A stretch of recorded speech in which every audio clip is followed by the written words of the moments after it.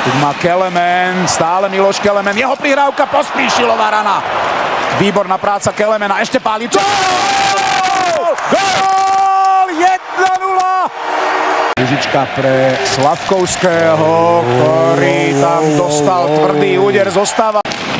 Pospíšilový legenda, po ňom zase Kelemen, Miloš Kelemen. Gól! Kelemen sa opäť raz vrútil do útočného pásma. Vyhrávame 2-0. A je tu ďalšie naše prečíslenie. Je tam Dvorský, má tam Hudáčka, Dvorský strel. Gól!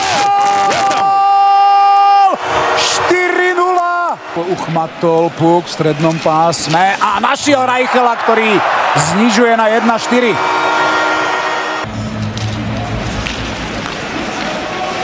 Ochovo na strelenie, dorážka Regent. Gól! Gól! 5-1. Juraj Slavkovský, má tam Tatara, Tomáš Tatar, gól! 1, je koniec, sme v semifinále olympijského hokejového turnaja.